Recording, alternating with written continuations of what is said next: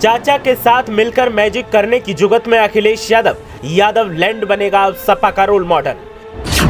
नेताजी के बाद छोटे नेताजी ने पकड़ी सियासी नब्ज, अब न होगी कोई हीला हवाली और बस चलेगी सपा की साइकिल।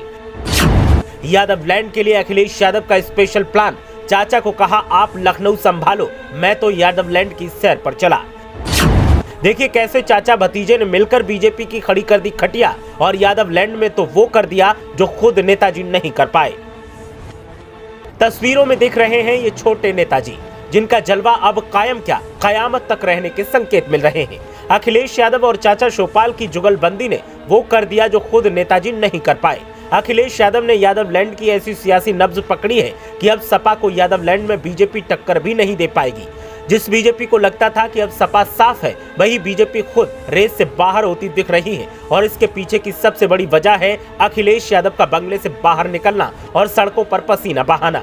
अखिलेश यादव को भी पता है कि अगर अब मैंने कमान नहीं संभाली तो फिर सत्ता तक पहुंचना मुश्किल हो जाएगा और सत्ता को हासिल करने के लिए अब कमान संभालने के साथ ही पसीना भी बहाना होगा। ऐसे में अखिलेश यादव ने चाचा को लखनऊ का कार्यभार सौंपा और खुद यादव लैंड पहुंचे। बताएंगे कि अखिलेश यादव का प्लान क्या है और अब सियासी जानकार क्यों उनकी वाहवाही कर रहे हैं। लेकिन पहले आप बताएं कि क्या अखिलेश यादव ने जो फैसला लिया है वो सही है? आपकी राय क्या है? हमें कमेंट करके जरूर बताएं। अब बात करते हैं असल मुद्दे की, तो पूर्व सीएम अखिलेश यादव अब हर सियासी कदम फूंक फूंक पर रख रहे हैं।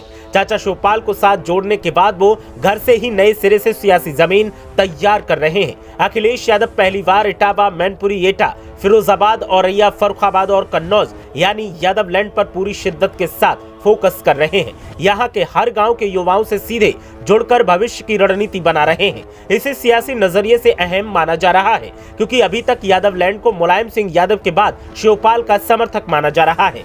मुलायम का गढ़ रहे यादव लैंड पर बीजेपी लगातार भगवा ध्वज फहराने के लिए कोशिश करती रही है। पिछले चुनाव में सपा से नाराज होने वाले तमाम कद्दावर नेताओं को बीजेपी ने जोड़ा, उन्हें संगठन के साथ सियासी मैदान में उतारकर नया संदेश देने का भी काम किया। विधानसभा चुनाव में कुछ हद तक कामयाबी भी मिली। इतना ही नहीं, मुलायम सिंह के निधन के बाद बीजेपी ने यहां से उनके शिष्य रघुराज सिंह शाक्य को उम्मीदवार बनाया। वहीं इस उपचुनाव में सपा ने अपनी रणनीति बदली। राग द्वेष भुलाकर सपा अध्यक्ष अखिलेश यादव ने चाचा शिवपाल को न सिर्फ जोड़ा बल्कि उपचुनाव से दूर रहने की परंपरा को खत्म कर घर घर चुनाव प्रचार भी करवाया।